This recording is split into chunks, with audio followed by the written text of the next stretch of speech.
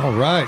Welcome to the show, Contractor Talk with Richie Kidwell, building damage experts live here for you to talk about different topics here. Contractors, or by contractors, for contractors working in this property insurance market. And a lot of us do repairs, remediation, assessments, and today we're going to talk with Patrick Carr with Blue Collar Media Group today on a certain topic about roof coverings. It's going to be a great show for you today. And of course, we have Hans Kennan with now the Kennan Law Group. How's it going, brother? Going well.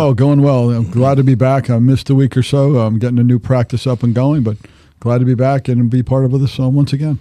Awesome. And Patrick, we just did a show last week. Just a real quick clip. Welcome back, man. We missed you here on the show. You're out filming for people nowadays, producing some content for them, and we talked about that last week. It's so important for you to not just have a website and a listing somewhere but to actually have some like real production, like a commercial, like something that people can like call home and consider this. Oh, okay. Like, look at these guys. These are the real professionals on the roof helping me out today. And if they have not hired you in this industry, if you're a roofer, you're a service provider, and you haven't hired Blue Collar Media, I have no idea what you're doing. But you're missing out by not putting your company out for people to look at, for people to see on social media. Most people don't. I know. I don't go on TV or the news or watch anything. I'll scroll through social media, and one thing that you do really well is you push out to all the social media and push out the content this way so people can see that, hey, these guys, they're showing up in my feeds, they're helping out homeowners all over the place, and this is what they do, and they bring it together, through that social media and through that production. So I'm glad to have you on the show today, man. Thanks for having us back. Yeah, absolutely, man. And today you were going to be talking. Let's actually go through this. I'll let you talk about. So basically, this ran across my plate for a group called Roofing Insights, the largest YouTube channel for roofing contractors. And so we were fortunate enough with Blue Collar to have this story come across our desk on behalf of Roofing Insights. And I thought it'd be a really interesting one. It's right here in Florida. To talk about with Hans especially, there might be some confusion out there from HOAs, property owners, about what kind of coverage is acceptable for a flat roof situation. And I thought this story was interesting. It's, I think, out of Largo, Florida, outside of Tampa. But maybe we could listen to that, and then I'd love to hear Hans' reaction on it. Sure, that'd be great. Yeah, I mean, as more policies and coverages are being eroded from us every day and every year, more and more goes through the Office of Insurance Regulation. I feel like they're just doing that to screw with us, because it's like, what else can possibly happen? I ask myself that question every year, and then I'm dumbfounded because they actually find something that makes it worse every year. And I mean the politicians, and I mean the insurance companies, Office of Insurance Regulation. It's just a cesspool of fuckness. Can I say that? I think I can. I think you did. I think I did. All right. Let's go ahead and play this clip. And this is on. I think you can find this clip on Blue Collar Media Group on any of your social media platforms. Is that right? You can find the link right there. It'll link you right over to Roofing Insights, where we did this one right here. So yeah, it's right there. I think we got it teed up. All right. First up this week is an insurance update. This story is out of Florida, but it could affect the entire industry. And I'll tell you why after this short clip. I'm Nadine Yanis here at a Largo Condo Association, where back in 2020 they put a new silicone coating on their roof. It cost them $100,000, and now sharing with homeowners today. And we still had more life to it. It's a move many homeowners make, hardening their roof without a full replacement. Exact product that we put on our roof, Karnak, is Miami-Dade approved. But in the case of Water's Edge Condo Association, after spending $100,000, This building here is a flat roof, and I'm looking at that same thing. Not to replace the roof, but to put a coating over it that'll give me an extra 10 years of life. What silicone coating does. It's a protection. And as long as it's maintained, we should never have a problem. But Citizens has the problem because they no longer allow silicone coating. And this is fairly new, kicking in December of 2022. Citizens now saying maintenance roof coverings like silicone coatings do not meet requirements for proof of roof covering material replacement. I feel Citizens has blinders on. They're not seeing the full picture. Even if it's a good option and up to building codes. So Citizens stopped allowing coatings instead of a new roof in 2022. The building in this story had a flat roof, but the policy also applies to steep slope products like Roof Max. it's a big deal. Citizens is the state-run insurance in Florida. Over 1 million people use it, and it's the largest program of its kind. But Yeah, 1.4 million policies and counting. Common nationwide, especially in places like California. It's a trend that's only going to grow with the insurance crisis. All of this means that what Citizen does matters. Their policies could become a blueprint for other states, or they could become an example of what not to do. All right, I have a question. There you go. We're good. All right. So my first question, listening to this, and knowing that lately the laws have changed, and they were actually written in statute last year or maybe 2 years ago about, because there's this whole 5 years of life left, where an engineer or a roof inspector can come out to your home and say, you've got at least 5 years of life left on this roof, and you're supposed to get insurance. Like, you know, that can't be a rider of them saying that. So if I go out like this building, I had an estimate put on this building. It's a flat roof. And I said, how much, for this, and what would you use? I said, okay, so we're going to put the silicone coating, and depending on how much they put on is how much years of protection you have. They had 10 years. They had 20 years of protection by putting the silicone over. So if you have 20-year protection on this silicone and it's backed by the product, the manufacturer, and the roofer, like, why isn't that acceptable by the insurance companies? And also, it's Miami-Dade approved. Right. So if you fall within the city ordinance, you fall within Florida Building Code, what's the issue there? I'm trying to figure that out. I wish they had someone from Citizens Underwriting, which is who that would really be, to try to explain what the issue with the coding is. I mean, again, if it is Florida Building Code approved, Miami-Dade is one of the most stringent codes in the country as far as usage of a product. Man, I'm not really sure what to do with that. And again, the 5 years minimum life expectancy, is that not? It would automatically, by using the product, it would automatically give you that amount of protection or longevity and longer. I'm curious. No. I mean, I wish I had a better. No, so Richie, here's my question though. The law that we're talking about with the 5 years of useful life left, does that only apply to private carriers? Could it be that perhaps Citizens is void from that law, and therefore they can make a choice on who they cover? I'm curious. No, Well, I mean, if anything, Citizens has a broader net than any private insurer. But they also have to follow the Florida state statutes. Now, surplus lines insurance carriers, they do not have to follow the state statutes. So, but Citizens definitely has. They're the pig, the self-stated pig of the state of Florida. So they do have to follow laws. Now, what they are immune to is bad faith, because they are owned by the state of Florida. So. Sure. But it's seemingly the policy, coverages are just continuing to be eroded more and more. And all we're seeing is the prices of these policy premiums going up and up. So this is a bad restriction on there. So they're basically saying, hey, thanks for spending hundreds of thousands of dollars on the roof repair that's going to give you 20 years or more life, but now we're going to drop you, or we're not going to cover your roof. Yeah. Well, the question is, what do they have to do next? What are they obligated to do? If they spend this money on the silicone coating, Citizens tells them that it doesn't comply. Again, this is an underwriting question, not really a policy question. The underwriters have to determine the assessment of risk.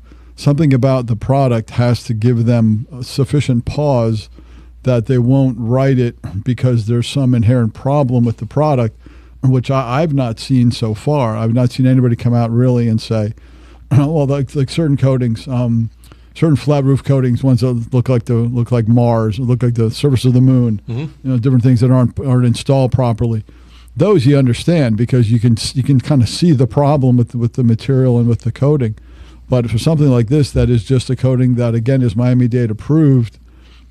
I don't know from an underwriting perspective how they say that's not a not a proper or sufficient risk. It might not be approved under their policy guidelines, like you're saying, an underwriting issue. So my thought initially would be, okay, shop it and/or get an inspector out, like a licensed engineering firm, or this roof inspection. One of these qualified roofers with the proper licensing, then probably to do this type of inspection. And the reason why I say that is because I had to renew my policy of insurance on my residential property, and they had me go get a 4-point inspection by a licensed home inspector and a wind mitt.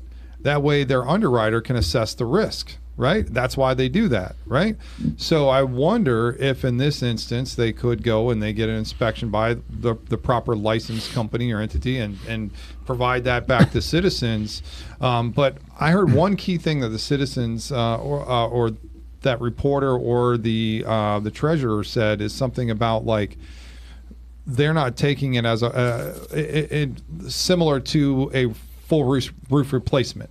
So they're seeing it as possibly a repair or something like that. So let me ask you a question, Richard or Hans. Could this be a policy question? I know we're talking about citizens, but could it be written perhaps in a policy that this is not, even though it's Miami-Dade approved? Well, it's not a replacement. It's not, right? Okay. So it's just it's a repair. But the thing is, right? it's not going to be in the policy. Again, this is an underwriting issue. You're not going to find the policy, the HO3 policy, or this. Obviously, that's not an HO3 for that for a condominium property. But the policy form itself is not going to say we don't cover. I don't believe it would say we don't cover silicone coatings or silicone this, or mention Karnak or any of the incarnations from that. It's simply there's somewhere in the underwriting guidelines for citizens, they've come to some form of determination that use of that product is inherently too risky for them to accept that risk, which is impressive because, again, as the insurer of last resort, they're it. I mean, if they say no, there potentially maybe no other one to go to unless you go to a surplus lines carrier, which is essentially a non-authorized insurer who the legislature has allowed to write policies in Florida. But I've never seen anyone say to me so far, hey, I spent $100,000 on a roof coating and the insurer says it's not good enough. Again, it's underwriting, it's not policy.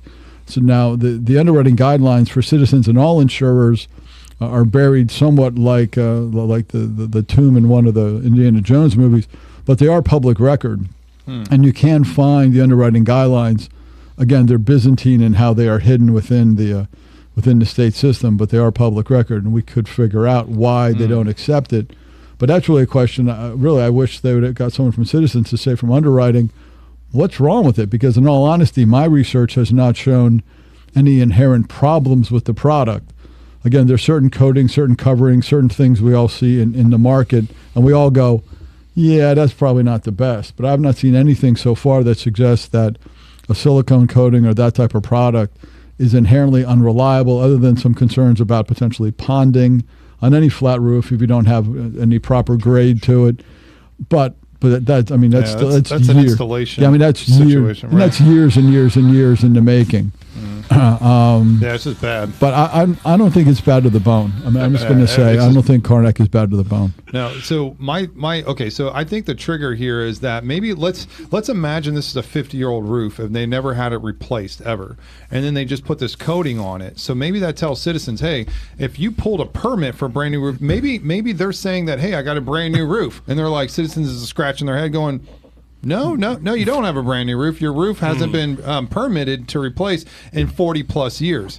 So because of that, we're not going to, I can maybe see that. Well, I mean, again, it's still the idea. It's an ongoing repair. But I mean, in theory, I mean, again, an underwriting is risk assessment. Are they willing to write the risk? They can go online and say, okay, the last time you pulled a permit was when the thing was built. Right. Right. But you've maintained it and all those other things.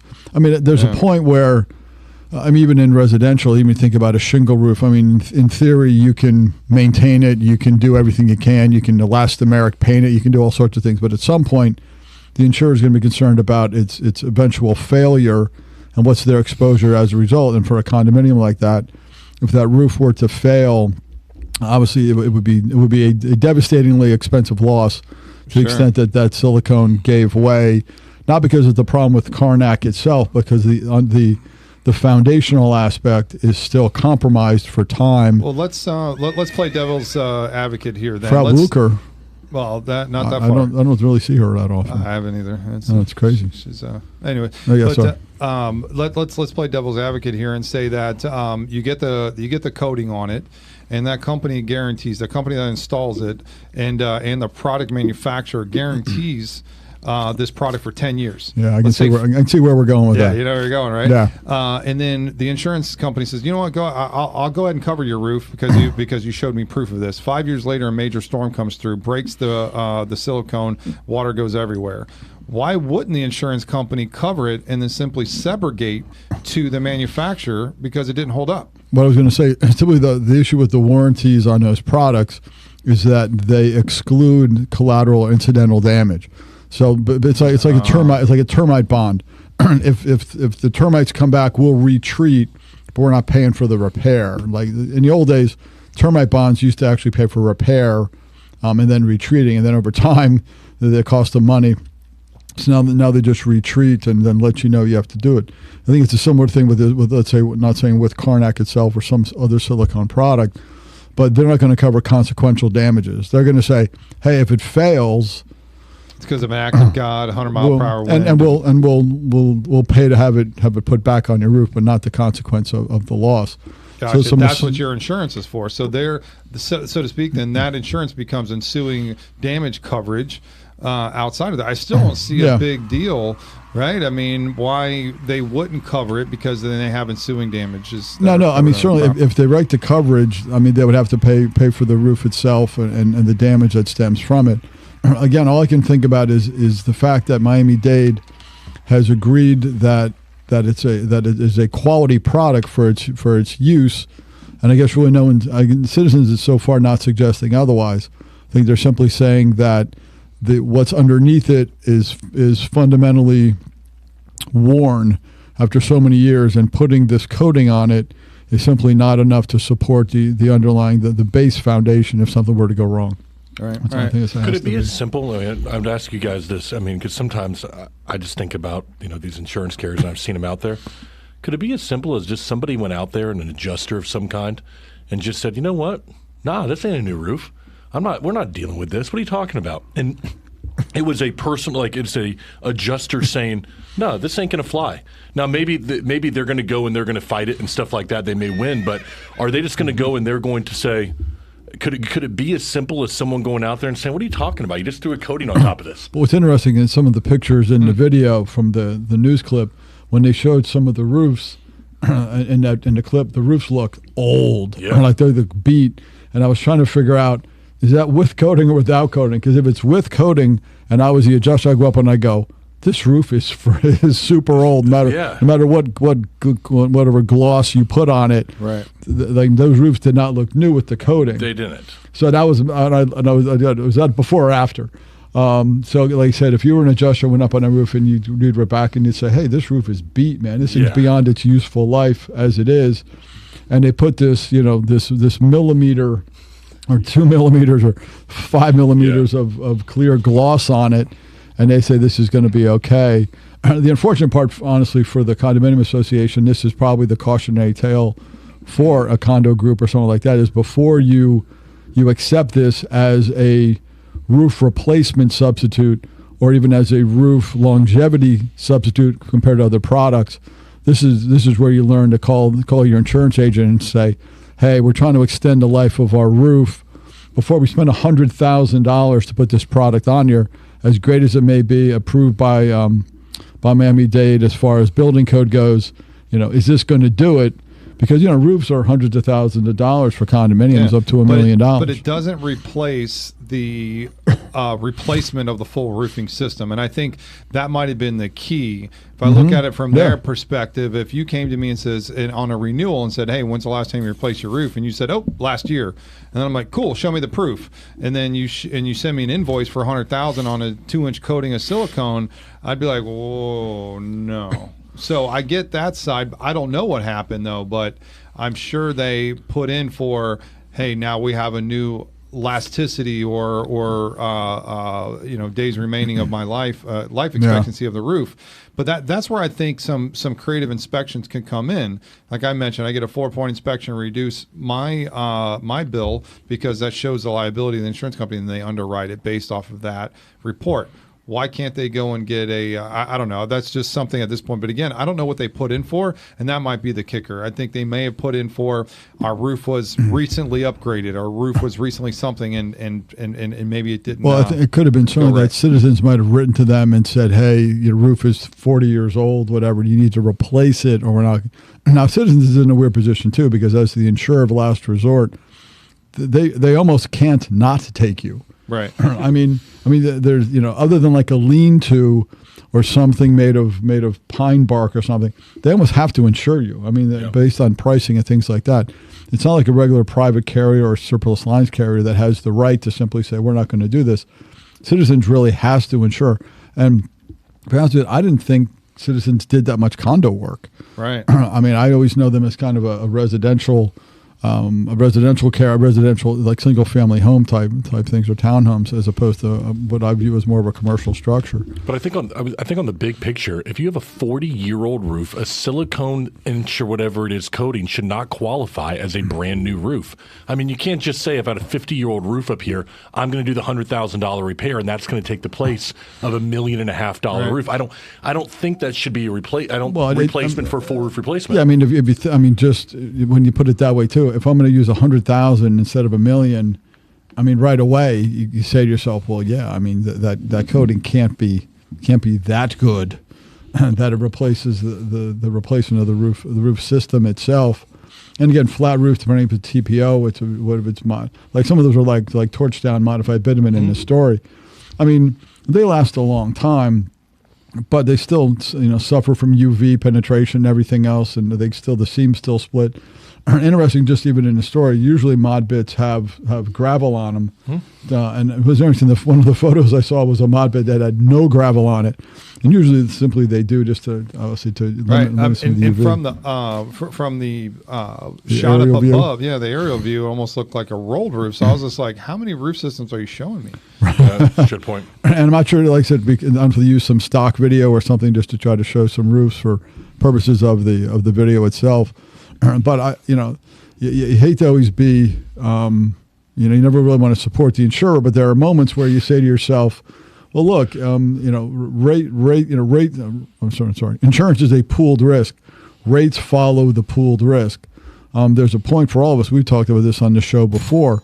It's always been my position that the statute should require the insurers to go inspect roofs like every 2 years and make a risk determination whether or not they want to continue with that client or not. And they're starting to do that kind of on their own now. Well, that almost made it into a bill via an amendment about every 3 years they had to assess their own risk. Yeah, and I think that should be key. Well, and that's to help prevent post loss underwriting, as we all see. Right. So they'll come inspect the home, and then a year later, I have a guy right now. They bought insurance on December 20th. They had a loss in June, and they denied the claim, saying that the roof was damaged from wear and tear. And I said, 6 months ago, you insured my guy's home for the first time, and you were completely happy with the quality of the roof. Now, 6 months later, with no substantial storm, no fundamental change in the roof service, you now say it's an old wear and tear and you're not going to replace it. Right. Well, I mean, obviously that's not fair either. That come up on policy inception. Right. You shouldn't have taken it. And it wasn't Citizens. I mean, they should have turned them down and said, look, your roof stinks. Exactly. It's sad clown. Right. But the situation such as this, we talked about with the statute to have the insurers go inspect the roofs. Some people are going to have to buy a new roof, and that's unfortunate. But since insurance is a pooled risk, we all put our money in and we use it as we need it. At some point, people need to buy a new roof, and if there's a loss that'll support that and they can get it paid for, that's what the coverage is for. And if they can't, they're going to have to pay for it themselves. Yeah. And we do say that a lot on the show. I say that so many times. It's like no post-loss underwriting now when you're finding damages within that policy period that you accepted. You had the right to inspect and to qualify what the risk that you're going to take for said price premium, right? And then when they get to it, and that's what this is the whole reason for this quote unquote fake crisis, is so that we can get these, the claims volume up, the litigation numbers up, and they do that. And as we've seen under deposition, you can Google this. I mean, John Tolley found one of these guys after Irma. It was all in the papers everywhere that they had a guy under deposition that said, I've done hundreds and hundreds, and it was for UPC, TPA work, third-party work, where they're going out there to write the estimates as the agent of the insurance company. They turn that in. The insurance company either denies or changes their estimates for less than or under deductible or whichever in their favor. And so this guy said, I was told to do this on any claim that was brought out after a certain date after Irma. Just start denying everything. He says, how many times you did that? If you saw that clip, it was like, I did it 50 times. How many more? Was it 50 times? No, more. Was it 75? More. Was it 100? More. And he says more than 150 times. He can remember off the top of the head that he denied folks that had real roof damage after Hurricane Irma, all because UPC told him to deny them. Well, I can tell you in the same situation just 2 months ago, what you're talking about happened years ago. It was an ongoing pattern. I took a deposition a couple months ago in the same case where Universal insured my guy in December and denied his claim in July. We took the adjuster because they opened coverage and wrote an estimate. And discussion was he wrote for the interior, wrote for gutters, wrote for all these things but the roof. And we're asking about the estimate itself. And he says, just out of blue, he goes, well, that's not the original estimate. And we went, what was the original estimate? He said, well, that one had roof damage on it. I submitted it to Universal, and they told me to take it off. And so all of a sudden there was a flurry of objections and all sorts of things happened from on Universal side. But literally just in the last couple of months, and this was for a loss in December of 22. So now, I mean, obviously not that long ago. Wow. And literally the guy said, I sent it in, and they wrote back and told me to change it, remove any reference to roof damage. Wow. Exactly. So now they've not settled that case yet, and I've suggested that they should, and I did a bad faith notice that they really should not be influencing their adjuster. But literally the guy straight up just said, yep, they had me change it, and then I submitted it to the insured. Wow. So those things do happen. So, I mean, sometimes insureds will tell me, well, the guy told me that the roof would need to be replaced, but when I got the letter from the insurer, it didn't say anything about the roof. Well, I can tell you, just even in the most recent past, third-party independent adjusters are being told what to do and to remove. And interesting enough, independent adjusters get paid for what they write. They get paid for the amount right. And I said to him, so did they reduce what they pay you when you took the roof off the estimate? Wondering whether or not it came out of his pocket. And he said, no, they still paid me for what I wrote on the original estimate. But made me remove the roof itself. Wow. So they actually paid him for what he wrote, but then they had him take it off. I mean, literally, and it's a short depot. The depot's like 40 minutes. I mean, it didn't take very long to get into it. But yeah, he got paid, made him change it, submit it to the insured. No one was the wiser. So we have an underwriting depot and some other stuff coming up. But yeah, straight up. Wow, man. I'm telling you, it runs deep. And it's crazy why we don't have any open investigations from our Office of Insurance Regulation. We sure do have Jimmy Petronas running around saying there's fraud everywhere, contractor fraud. We're opening investigations everywhere. But yet I have not seen him open up an investigation on an insurance company for fraud. And he knows about it. We all know there was a whole press release. He said if we find criminal conduct by insurers, we'll prosecute them also. Based on the testimony that you talked about of those adjusters at the legislative level, talking about the fact they were told to change their estimates. Yet, I'm not like you. I've not heard of any actual investigation into that conduct.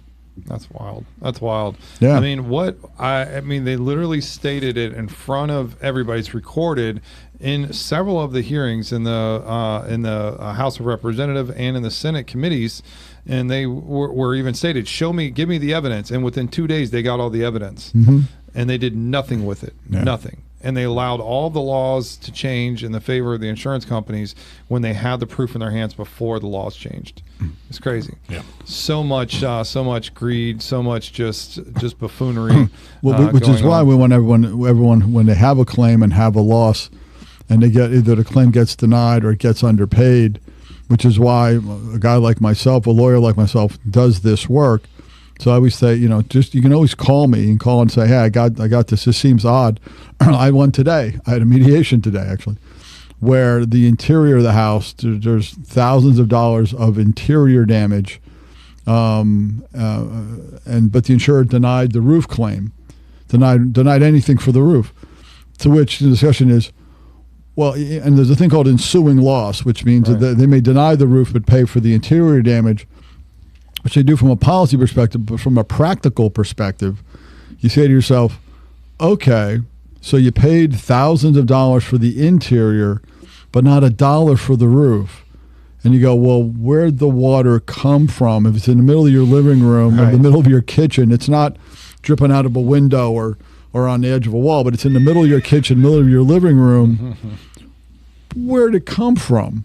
Right. And you would think common sense would bring that together. And common sense did work today, because the discussion was, well, she has it in her master bedroom, her master closet, her kitchen, and her living room, all more central to the home, as opposed to the exterior walls, where maybe you can make an argument came through the fascia or came through the soffit, whatever it may be.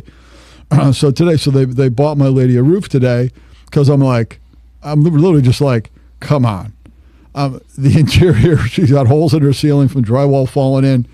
It came from the roof, guys. I'm gonna break it to you right now. It came through the roof. Right. So we did get that done today. So I mean, cooler heads do prevail at some point, but for some insurers they do not. Citizens often doesn't have any cooler heads. They tend to stick with their denials and make their insureds go sue them. Yeah, and that's a good point, a good segue. If you do need a lawyer, make sure you give him a call. He's got his new digs on already. His new office set up at Kennan Law Group. You can find him at kennanlawgroup.com. Tell us how to find you. And again, guys, a free policy review. If you've got questions on your property that damage has occurred, give Hans a call. Make sure you put it in your cell phone. Get your cell phones ready. Sure. A couple things. First, my cell phone is 407-782-0258, 407-782-0258. For my office, it's 407-464-HANS, 464-HANS. Email is hans@kennanlawgroup.com. Again, feel free to reach out. Happy to chat with anybody and see if we can help you if you need help. There you go. Any of these questions that you guys have on putting stuff on your roof, or if you have damages thereafter, or if you've just gotten some weird denial letter, partial denial letter, you have to get a lawyer involved. He's who you call. And this is a part of our show that we also, my show and my different businesses that I'm involved with, I am online. I am heavily produced. I am pushed out on every social media venue that I possibly can. And I use Patrick Carr with Blue Collar Media Group. And I would not recommend anybody else. Patrick, how do they find you, man, if they need you to get them moving on some production? Yeah, real simple, bluecollarmediagroup.com. And just head right there. There's a little place that says contact us. You can contact us right there. Perfect. I love it. Thank you for being on the show. Thanks, guys. Thank you. Sure. Nice and easy show. Talking about roof coverings today, and does that constitute a full replacement? Obviously not in this situation. It is just found as a repair, not considered a replacement if you coat a flat roof. I think that's what we came up with today, guys. I agree with that. Yeah. All right, guys. Always join us on our show, ContractorTalkPodcast.com. Find us on Facebook, like us, follow us, go to our YouTube page. You find out more everywhere you go here on Contractor Talk with Richie Kidwell. We'll be there. We'll talk to you guys later. See you. Bye now. Bye-bye.